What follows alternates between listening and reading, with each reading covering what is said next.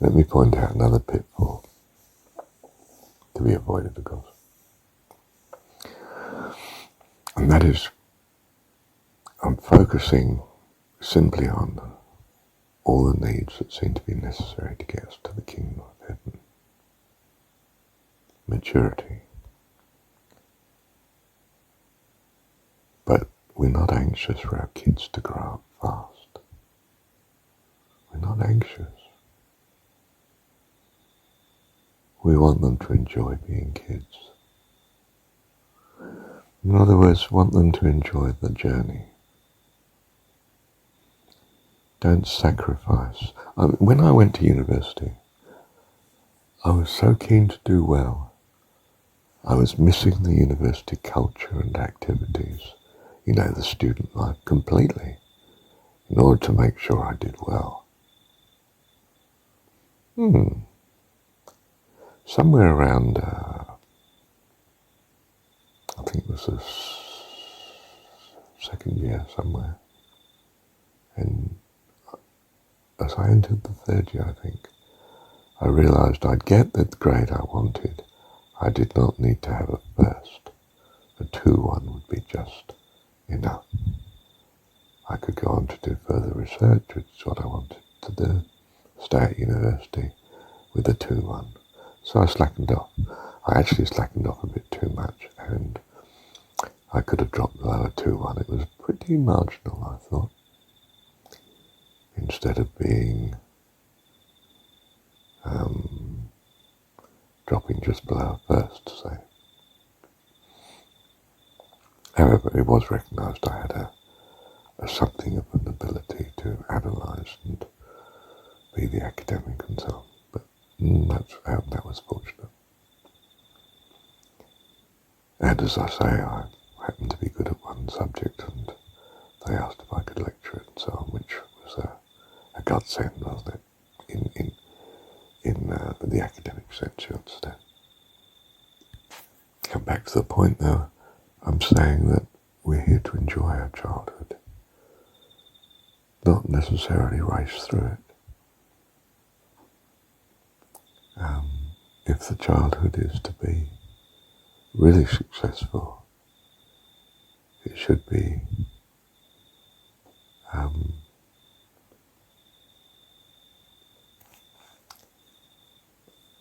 fully what the childhood should be. Not missing any steps out.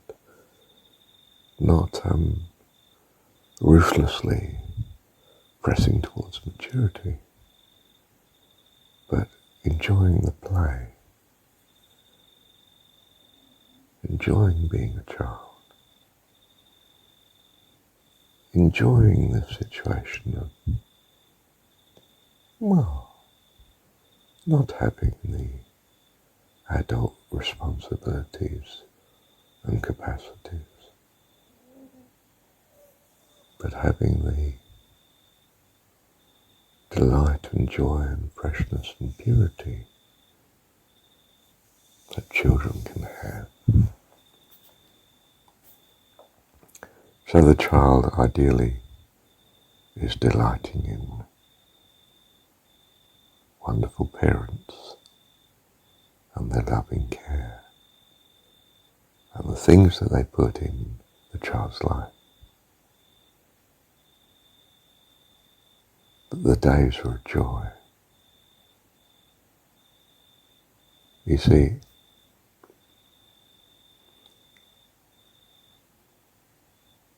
you're a blessing to God, not so much in your competence, although it's good to see you becoming competent, of course. That's why you're here. But also, you're a joy to God in that you're happy and enjoying being a child, their child. You're loving the role. So I'm not anxious to be an adult. It's in God's care. I'm not anxious at all. I'm delighting in at school.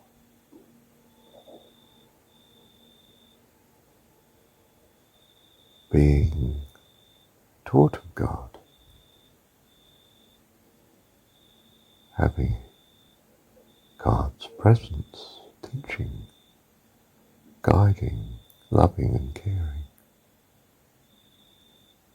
delighting in just being with God in my present capacity or incapacity as we might see it. My incapacity gives me this wonderful experience of dependency on God. I'm not seizing the helm. He's holding my hand and He's guiding me and protecting me through it. And my joy is to rest in that, in the love of Him, and trust with good reason.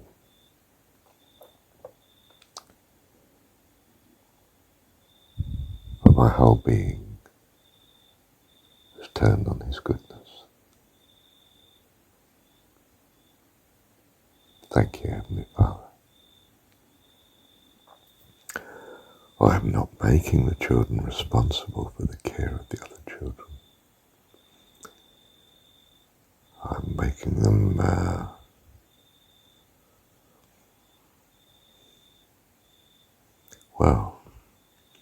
actually I'm just loving them being children, caring for them. And I so love it when they appreciate me back for doing that.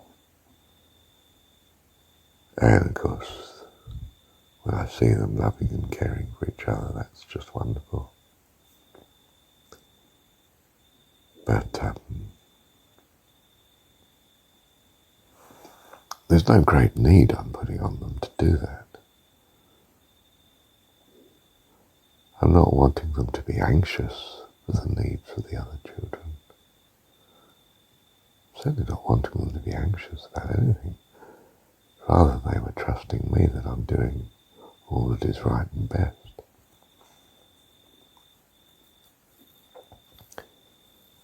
Else they won't have the peace of mind to enjoy their childhood. In other words, I would like them to have a great trust in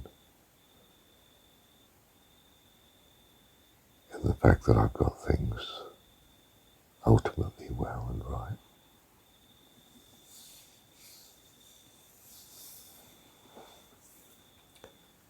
That they may in fullness enjoy their childhood.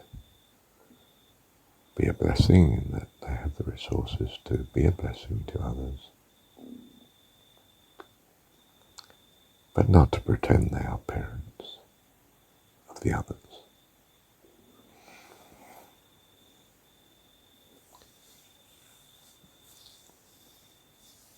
Because the older ones tend to be parents to the younger ones.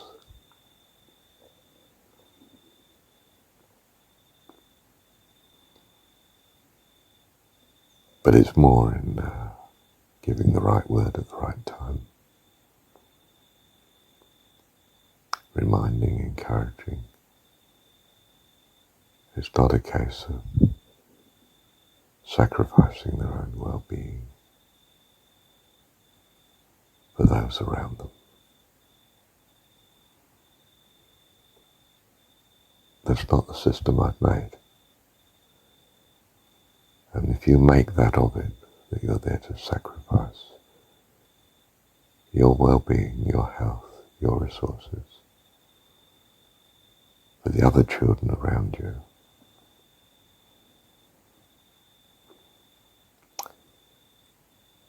then you'll get it wrong.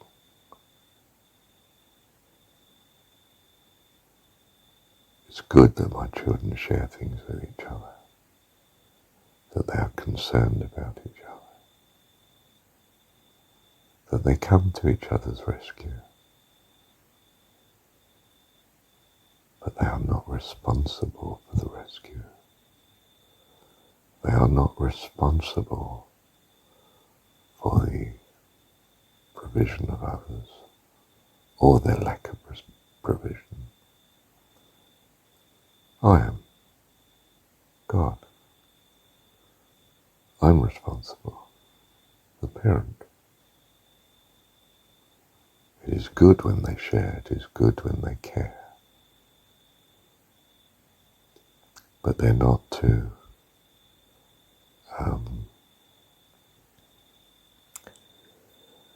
courageously fritter away their resources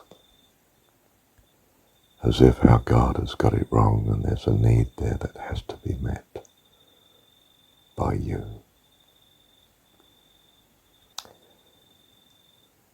Rather, it's the case God has everything in hand. What you can give almost endlessly is wisdom, guidance, understanding. It's something that you are richer and richer in the more you give. Whereas if you give, for instance, of your bank account, you're poorer and poorer the more you give. Well, you're poorer in financial terms. Don't get me wrong, I mean, if you've given away your millions to the poor and you're now, following Jesus, well, you've gained great riches. But if you've done it to the extent that you're in danger of starving to death, you've just also exited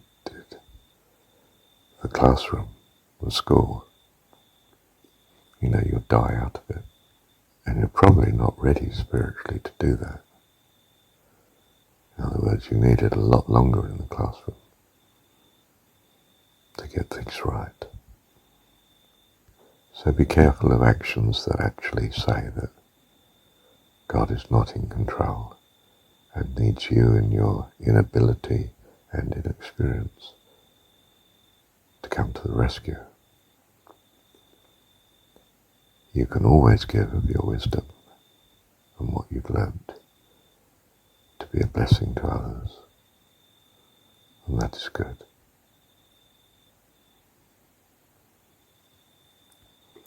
So we are to be much more concerned on being, not doing. And really being is more important than teaching because we are example.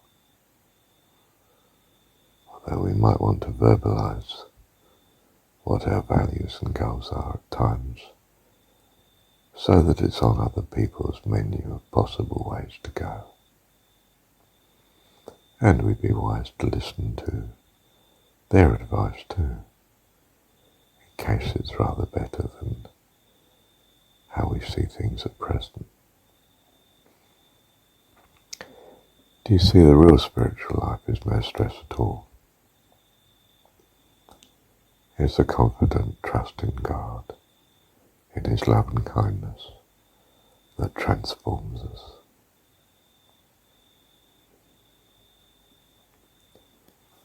Avoid uncertainties, major ones. You can deal with a little, of course, but avoid major ones. They can be catastrophic. Avoid obsessions. Avoid sacrifice. Do what really brings you joy, given your values.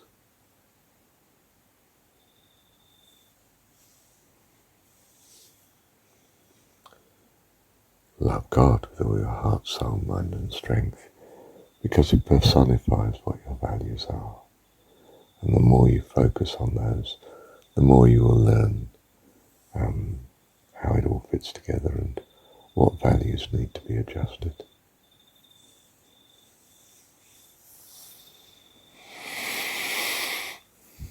Thank you, Heavenly Father.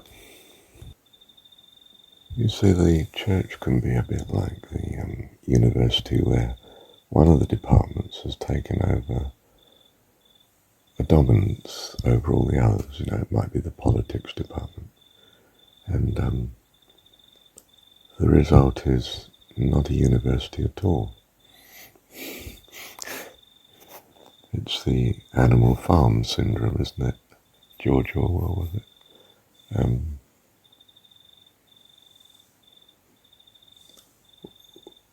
Was it George Orwell? Anyway, Animal Farm, where the pigs are taking over.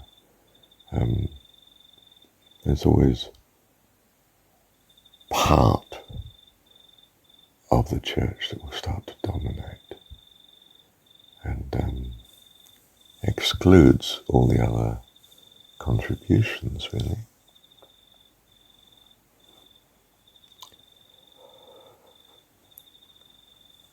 And that's not the ideal. I'm not here to evangelize the world.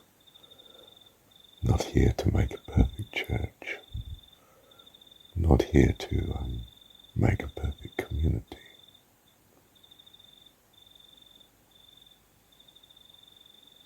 They look as though they're right as regards moving towards heaven. But actually they're sort of taking a certain aspect of heaven and blowing it out of all proportion without the rest of the importance to back it up.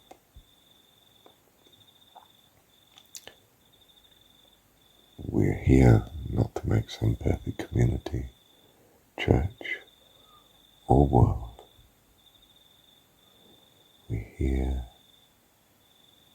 to prepare ourselves, all of us, all life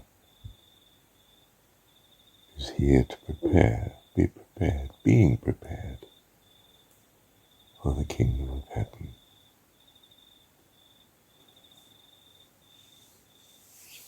Thank you, Heavenly Father. Okay, how do you do that? Well, one of the things we've touched on already, which is we allocate our attention, our resources, our time, our life in the activities which are bringing the greatest return to us as regards understanding and enjoying how we are to be in this childhood. We can conjecture about what the future goals are, and we run a great risk of being wrong in that conjecture. So we are feeling our way here in the now, where we are, as to what seems to be best. Obvious things, it seems to be best not to get angry. It seems to be best to be thankful and to focus on that which is good, to be an encouragement and a blessing. And we start to run into all the list of what we understand God to be. So that's what we do. That's how we are occupied. It's not with stress because we don't value stress. It's not with complacency because we don't value that either. It's with life and joy and enthusiasm and delight in doing good and trying to understand what is good and following the fascination that life presents to us, of being loving and kind and relating, for we get great joy in fellowship and fun and laughter and peace and goodness and beauty, and we run into all the qualities of God again, don't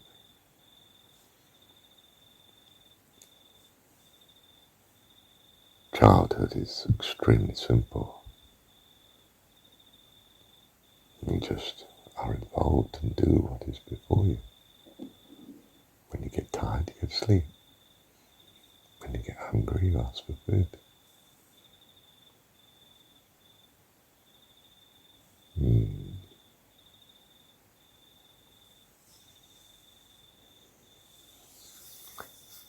So it's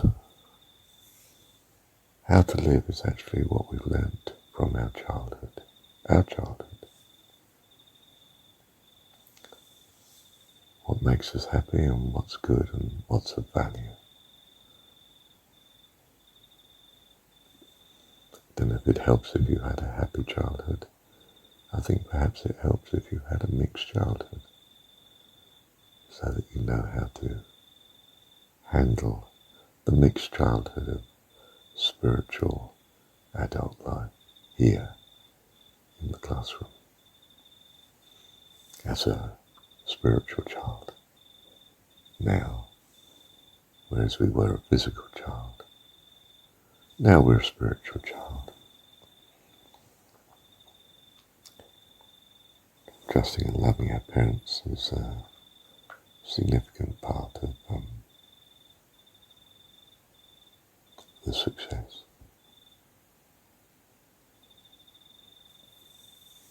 And try not to make mistakes. Thank you, Heavenly Father.